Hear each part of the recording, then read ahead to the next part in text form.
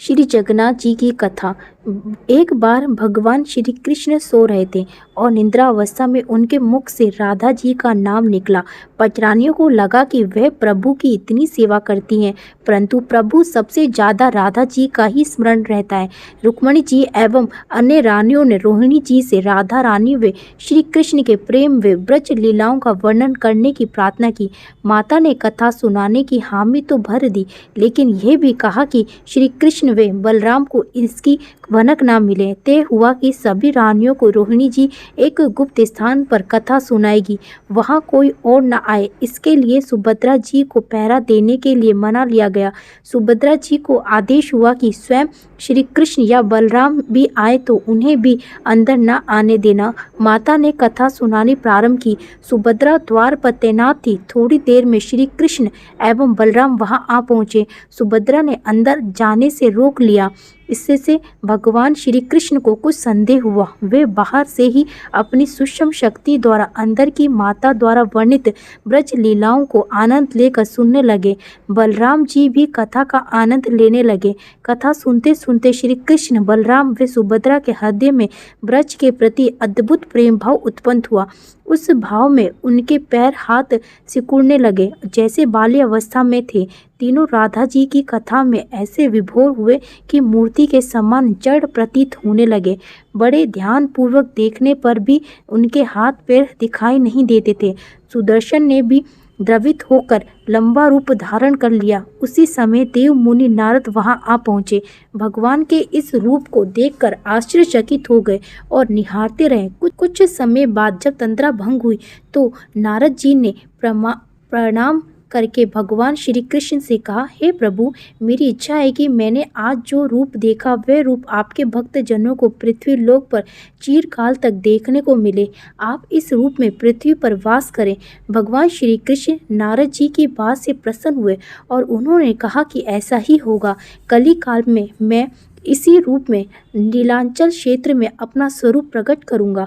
कलयुग आगमन के उपरांत प्रभु की प्रेरणा से मालव राज इंद्र प्रद्युम्न ने भगवान श्री कृष्ण, बालभद्र जी और बहन सुभद्रा जी की ऐसी ही प्रतिमा जगन्नाथ मंदिर में स्थापित कराई। राजा इंद्र प्रद्युम्न श्रेष्ठ प्रजा पालक राजा थे। प्रजा उन्हें बहुत प्रेम करती थी। प्रजा सुखी और संतुष्ट थी। राजा के मन में इच्छा थी कि वह कुछ ऐसा करें जिससे सभी उन्हें स्मरण रखें। देव योग से इंद्र प्रद्युम्न के मन में एक अज्ञात कामना प्रकट हुई कि वह ऐसा मंदिर का निर्माण कराए जैसा दुनिया में कहीं और ना हो। इंद्रद्युम्न विचार करने लगे कि आखिर उनके मंदिर में किस देवता की मूर्ति स्थापित करें। राजा के मन में यही इच्छा और चिंतन चलने लगा।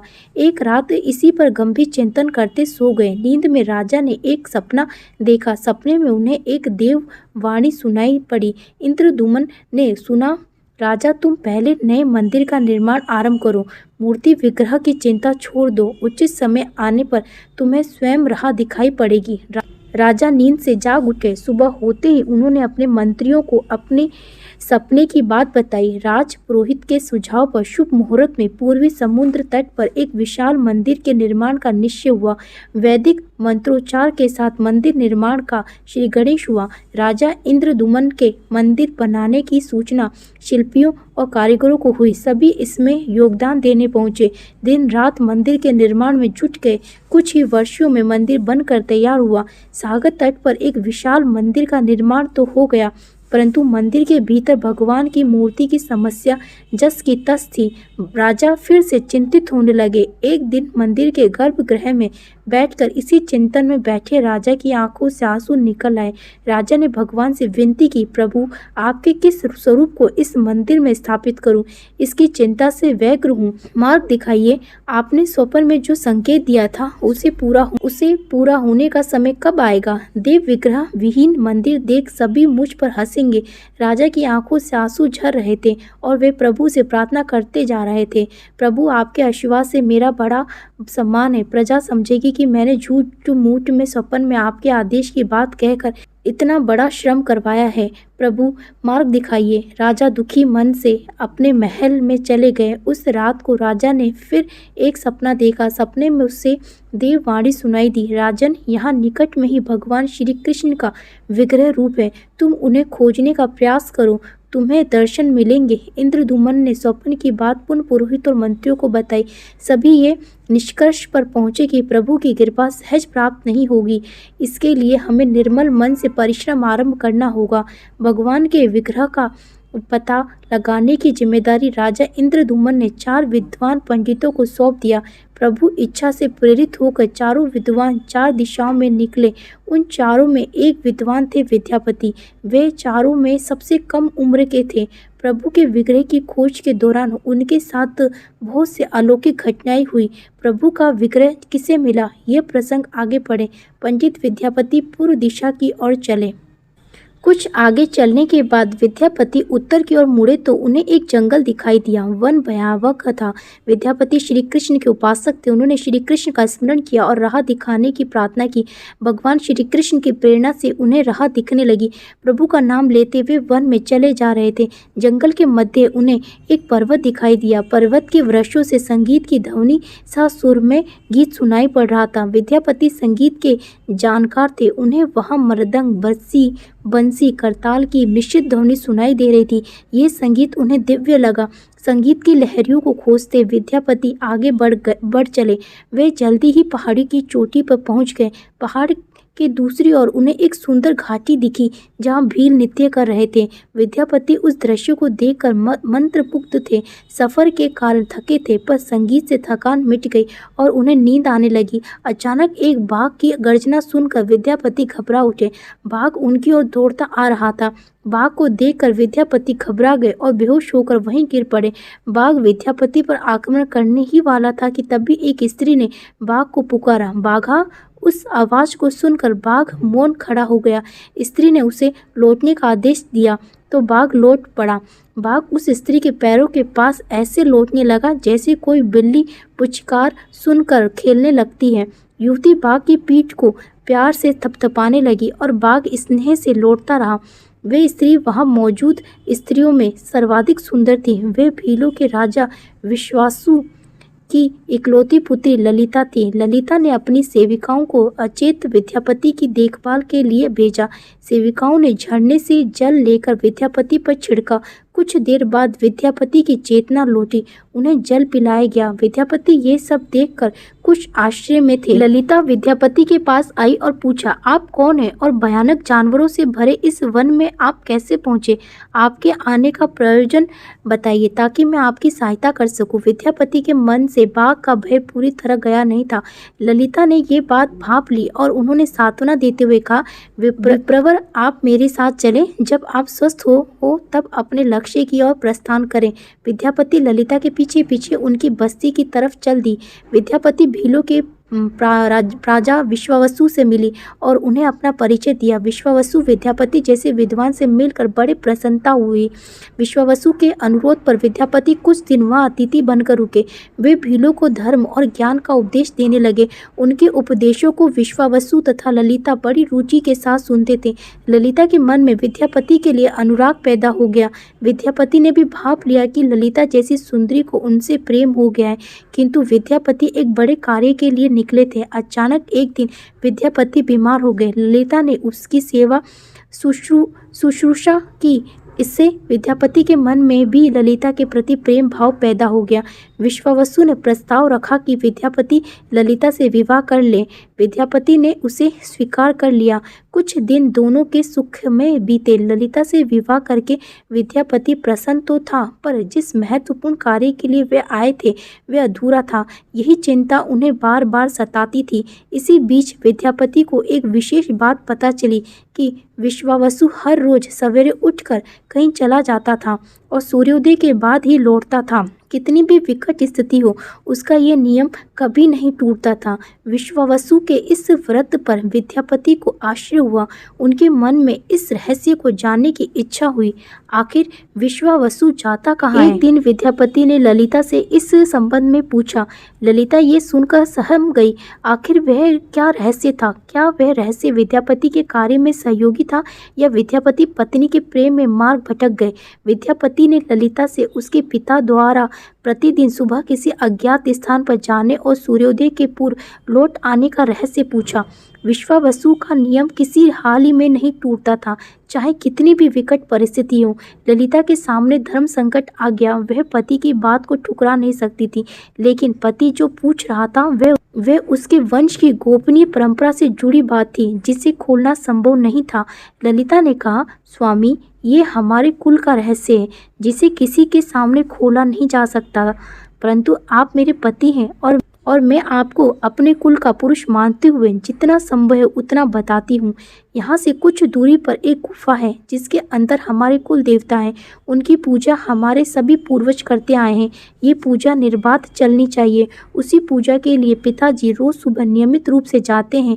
विद्यापति ने ललिता से कहा कि वह भी उनके कुल देवता के दर्शन करना चाहते हैं। ललिता बोली, ये संभव नहीं। हमारे कुल देवता के बारे में किसी को जानने की इच्छा है, ये सुनकर मेरे पिता क्रोधित हो जाएंगे। विद्यापति की उत्सुकता बढ़ रही थी। वे तरह तरह से ललिता के अपने प्रेम की शपथ देकर उसे मनाने लगे। आखिरकार ललिता ने कहा कि वे अपने पिताजी से विनती करेगी कि वे आपको देवता के दर्शन करा दें। ललिता ने पिता से सारी बात कही। वे क्रोधित हो गए।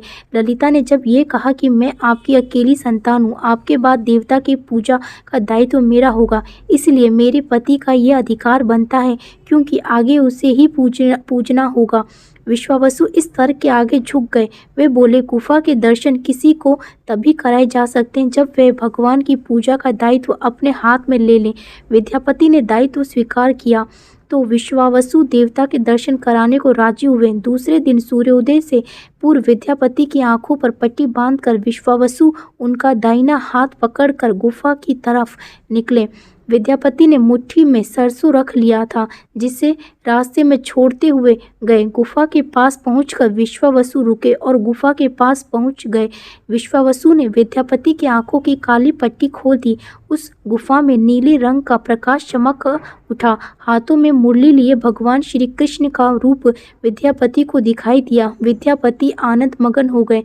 उन्होंने भगवान के दर्शन किए। दर्शन के बाद तो जैसे विद्यापति जानना ही नहीं चाहते थे, परंतु विश्वावसु ने लौटने का आदेश दिया। फिर उनकी आंखों पर पट्टी बांधी और दोनों लौट पड़े। लौटने पर ललिता ने विद्यापति से पूछा। विद्यापति ने गुफा में दिखे अलौकिक दृश्य के बारे में पत्नी को बताना भी उसने उचित नहीं समझा। वे टाल गए। यह तो जानकारी हो चुकी थी कि विश्वावसु श्री कृष्ण की मूर्ति की पूजा करते हैं। विद्यापति को आभास हो गया कि महाराज ने स्वप्न में जिस प्रभु विग्रह के बारे में देववाणी सुनी थी, वह इसी मूर्ति के बारे में थी। विद्यापति विचार करने लगे कि किसी तरह इसी मूर्ति को लेकर राजधानी पहुंचना होगा। वे एक तरफ तो गुफा से मूर्ति को लेकर जाने की सोच रहे थे, दूसरी तरफ भील राज और पत्नी के साथ विश्वासघात के विचार से उनका मन व्यथित हो रहा। पति धर्म अधर्म के बारे में सोचते रहे। फिर विचार आया कि यदि विश्वावसु ने सचमुच उस पर विश्वास किया होता तो आंखों पर पट्टी बांधकर गुफा तक नहीं ले जाता, इसलिए उसके साथ विश्वासघात का प्रश्न नहीं उठता। उसने गुफा से मूर्ति चुराने का मन बना लिया। विद्यापति ने ललिता से कहा कि वह अपने माता पिता के दर्शन करने के लिए जाना चाहता है। वह उसे लेकर परेशान होंगे। ललिता भी साथ चलने को तैयार हुई तो विद्यापति ने यह कहकर समझा लिया कि वह शीघ्र ही लौटेगा तो उसे लेकर जाएगा। ललिता मान गई। विश्वावसु ने उसके लिए घोड़े का प्रबंध किया। अब तक सरसों के दाने से पौधे निकल आए थे। उनको देखकर विद्यापति गुफा तक पहुंच गया। उसने भगवान की स्तुति की और क्षमा प्रार्थना के बाद उनकी मूर्ति उठाकर झोले में रख ली। शाम तक वे राजधानी पहुंच गया और सीधा राजा के पास गया। उसने दिव्य प्रतिमा राजा को सौंप दी और पूरी कहानी सुनाई। राजा ने बताया कि उसने कल एक सपना देखा कि सुबह सागर में एक कुंदा बहकर आएगा। उस कुंदे की नक्काशी करवा कर भगवान की मूर्ति बनवा लेना, जिसका अंश तुम्हें प्राप्त होने वाला है। वे भगवान श्री विष्णु का स्वरूप होगा। तुम जिस मूर्ति को लाए हो वे भी भगवान विष्णु का अंश है। दोनों शाश्वत थे कि उनकी तलाश पूरी हो गई है। राजा ने कहा कि जब भगवान द्वारा भेजी लकड़ी से हम इस प्रतिमा का बड़ा स्वरूप बनवा लेंगे, तब तुम अपने ससुर से मिलकर उन्हें मूर्ति वापस कर देना। उनके कुल देवता का इतना बड़ा विग्रह एक भव्य मंदिर में विस्थापित देखकर उन्हें खुशी ही होगी। दूसरे दिन सूर्योदय से पूर्व राजा विद्यापति तथा मंत्रियों को लेकर सागर तट पर पहुंचा। स्वप्न के अनुसार एक बड़ा कुंदा पानी में बहकर आ रहा था। सभी उसे देखकर प्रसन्न हुए। 10 नावों पर बैठकर राजा के सेवक उस कुंदे को खींचकर पहुंचे।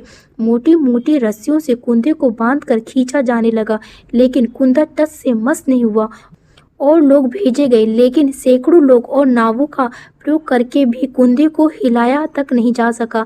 राजा का मन उदास हो गया। सेनापति ने एक लंबी सेना कुंदे को खींचने के लिए भेज दी। सारे सागर में सैनिक ही सैनिक नजर आने लगे, लेकिन सभी मिलकर कुंदे को अपने स्थान से हिला तक न सके। सुबह से रात हो गई। अचानक राजा ने काम रोकने का आदेश दिया। उसने विद्यापति को अकेले में ले जाकर कहा कि वे समस्या का कारण जान गया है। राजा के चेहरे पर संतोष के भाव थे। राजा ने विद्यापति को गोपनीय रूप से कहीं चलने की बात कही। राजा इंद्रदुम्न ने कहा कि अब भगवान का विग्रह बन जाएगा, बस एक काम करना होगा। भगवान श्री कृष्ण ने राजा को ऐसा क्या संकेत दिया था कि उसकी सारी परेशानी समाप्त हो गई। राजा इंद्रदुम्न को भगवान की प्रेरणा से समझ में आने लगा कि आखिर प्रभु के विग्रह के लिए जो लकड़ी का कुंदा पानी में बहकर आया है, वह हिलडुल भी क्यों नहीं रहा। राजा ने विद्यापति को बुलाया और कहा, तुम जिस दिव्य मूर्ति को अपने साथ लाए हो, उसकी अब तक तो जो पूजा करता आया था, उससे तुरंत भेंट करके क्षमा मांगनी होगी। बिना उसके स्पर्श किए ये कुंदा आगे नहीं बढ़ सकेगा। राजा इंद्रदुम्न और विद्यापति विश्वावसु से मिलने पहुंचे। राजा ने पर्वत की चोटी से जंगल को देखा तो उसकी सुंदरता को देखता ही रह गया। दोनों भीलों की बस्ती की और चुपचाप चलते रहे। इधर विश्वावसु अपने नियमित दिनचर्या के हिसाब से गुफा में अपने कुल देवता की पूजा के लिए चले। वहां प्रभु की मूर्ति गायब देखी तो वह समझ गए कि उनके दामाद ने ही ये छल किया है। विश्वावसु लौटे और ललिता को सारी बात सुना दी। विश्वावसु पीड़ा से भरा घर के आंगन में पछाड़ खाकर गिर गए। ललिता अपने पति द्वारा किए विश्वासघात से दुखी थी और स्वयं को इसका कारण मान रही थी। पिता पुत्री दिन भर विलाप करते रहे। उन दोनों ने अन्न का एक दाना भी न छुआ। अगली सुबह विश्वावसु उठे और सदा की तरह अपनी दिनचर्या का पालन करते हुए गुफा की तरफ बढ़ निकले। वे जानते थे कि प्रभु का विग्रह वहां नहीं है, फिर भी उनके पैर गुफा की ओर खींचे चले जाते थे। विश्वावसु के पीछे ललिता और रिश्तेदार भी चले। विश्वावसु गुफा के भीतर पहुंचे जब भगवान की मूर्ति होती थी। उस चट्टान के पास खड़े होकर हाथ जोड़कर खड़े रहे, फिर उस ऊंची चट्टान पर गिर गए और बिखल बिखल कर रोने लगे। उनके पीछे प्रजा भी रो रही थी। उसी समय एक भील युवक भागता हुआ गुफा के पास आया और बताया कि उसने महाराज और उनके साथ विद्यापति को बस्ती की ओर से आते देखा है। ये सुनकर सब चौंक उठे। विश्वावसु राजा के स्वागत में गुफा से बाहर आए, लेकिन उनकी आंखों में आंसू थे। राजा इंद्रदुम्न विश्वावसु के पास आए और उन्हें अपने हृदय से लगा लिया। राजा बोले, भील राज, तुम्हारे कुल देवता की प्रतिमा का चोर तुम्हारा दामाद नहीं, मैं हूँ। उसने तो अपने महाराज के आदेश का पालन किया। ये सुनकर सब चौंक उठे। विश्वावसु ने राजा को आसन दिया। राजा ने उस विश्वावसु को शुरू से अंत तक पूरी बात बता कर कहा कि आखिर क्यों यह सब करना पड़ा। फिर राजा ने उनसे अपने स्वप्न और फिर जगन्नाथपुरी में सागर तट पर मंदिर निर्माण की बात कह सुनाई। राजा ने विश्वावसु से प्रार्थना की, भील सरदार विश्वावसु, कई पीढ़ियों से आपके वंश के लोग भगवान की मूर्ति को पूजते आए हैं। भगवान के उस विग्रह के दर्शन सभी को मिले, इसके लिए आपकी सहायता चाहिए। ईश्वर द्वारा भेजे गए लकड़ी के कुंदे से बनी मूर्ति के भीतर हम इस दिव्य मूर्ति को सुरक्षित रखना चाहते हैं। अपने कुल की प्रतिमा को पुरी के मंदिर में स्थापित करने की अनुमति दो। उस कुंदे को तुम स्पर्श करोगे तभी वे हिलेगा। विश्वावसु राजी हो गए। राजा सपरिवार विश्वावसु को लेकर सागर तट पर पहुंचे। विश्वावसु ने कुंदे को छूते ही कुंदा अपने आप तैरता हुआ किनारे पर आग लगा। राजा के सेवकों ने उस कुंदे को राजमहल में पहुंचा दिया। अगले दिन मूर्तिकारों और शिल्पियों को राजा ने बुलवाकर मंत्रणा की कि आखिर इस कुंदे से कौन सी देव मूर्ति बनाना शुभदायक होगा। मूर्तिकारों ने कह दिया कि वे पत्थर की मूर्तियां बनाना तो जानते हैं, लेकिन लकड़ी की मूर्ति बनाने का उन्हें ज्ञान नहीं। एक नई विघ्न के पैदा होने से राजा फिर चिंतित हो गए। उसी समय वहां एक बूढ़ा आया। उसने राजा से कहा, इस मंदिर में आप भगवान श्री कृष्ण को उनके भाई बलभद्र तथा बहन सुभद्रा के साथ विराजमान करें। इस देव योग का यही संकेत है। राजा को उस बूढ़े व्यक्ति की बात से सांत्वना तो मिली, लेकिन समस्या ये थी कि आखिर मूर्ति बने कैसे। उस बूढ़े ने कहा कि मैं इस कला में कुशल हूँ, मैं इस पवित्र कार्य को पूरा करूँगा और मूर्तियाँ बनाऊँगा, पर मेरी एक शर्त है। राजा प्रसन्न हो गए और उनकी शर्त पूछी। बूढ़े शिल्पी ने कहा, मैं भगवान की मूर्ति निर्माण का काम एकांत में करूँगा और मैं ये काम बंद कमरे में करूँगा। कार्य पूरा करने के बाद मैं स्वयं दरवाज़ा खोलकर बाहर आऊँगा। इस बीच कोई मुझे नहीं बुलाए। राजा सहमत तो थे, लेकिन उन्हें एक चिंता हुई और बोले, यदि कोई आपके पास नहीं आएगा तो ऐसी हालत में आपके खाने पीने की व्यवस्था कैसे होगी। शिल्पी ने कहा, जब तक मेरा काम पूर्ण नहीं होता मैं कुछ खाता पीता नहीं हूँ। राज मंदिर के एक विशाल कक्ष में उस बूढ़े शिल्पी को स्वयं को 21 दिनों के लिए बंद कर लिया और काम शुरू कर दिया। भीतर से आवाज़ें आती थी। महारानी गुंडीचा देवी दरवाजे से कान लगाकर अक्सर छेनी हथौड़े के चलने की आवाज़ें सुना करती थी। महारानी रोज की तरह कमरे के दरवाजे से कान लगाए खड़ी थी। 15 दिन बीते थे कि उन्हें कमरे से आवाज़ सुनाई पड़नी बंद हो गई। जब मूर्तिकार के काम करने की कोई आवाज़ ना मिली तो रानी चिंतित हो गई।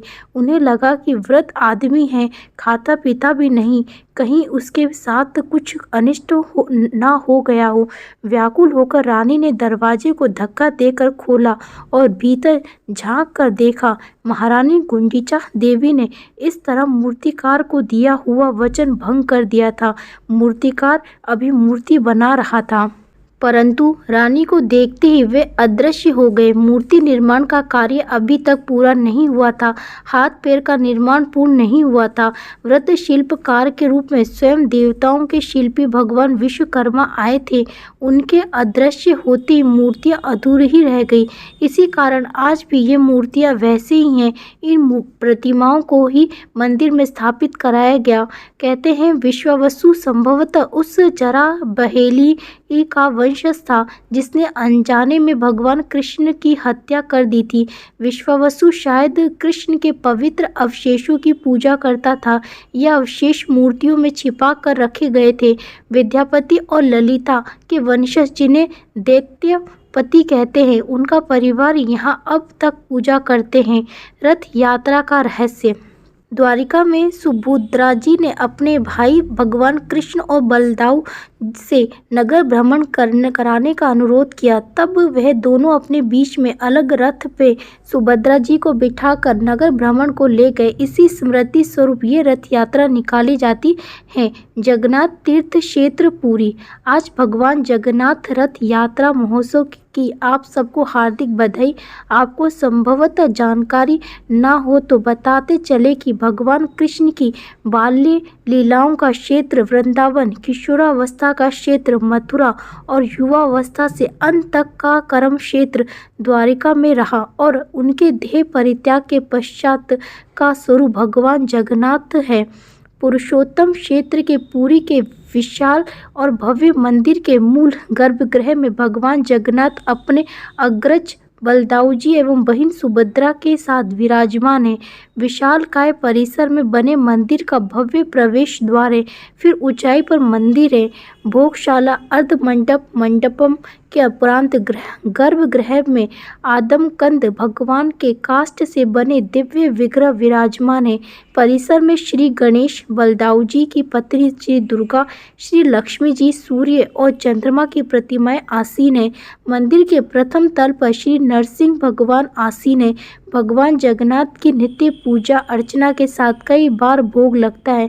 इसके लिए आधे नगर के बराबर रसोई है, जिसमें तरह तरह के पकवान बनते हैं और रोज हजारों परिवार और तीर्थयात्री यहीं प्रसाद ग्रहण करते हैं। रसोई में रोज मिट्टी के नए बर्तन और एक कूप का पानी ही प्रयोग में लाया जाता है। ये रसोई अपने आप में अजूबा है। भगवान जगन्नाथ को विशेष मुहूर्त में नहलाया जाता है। स्नान के बाद वह बीमार ना हो जाए, इसके पट बंद कर दिए जाते हैं। कुछ समय के लिए मंदिर के कपाट बंद कर दिए जाते हैं। तब भगवान अलारनाथ के मंदिर में स्थित श्री विग्रह के दर्शन की मान्यता है। प्रतिवर्ष जगन्नाथ रथ यात्रा का उत्सव मनाया जाता है। विशालकाय रथ में सवार भगवान अपनी बहन और भाई के साथ 3 किमी दूर स्थित अपनी मासी के घर गुलीचा मंदिर में रहने जाते हैं। पुरी में आचार्य शंकर द्वारा स्थापित गोवर्धन पीठ है।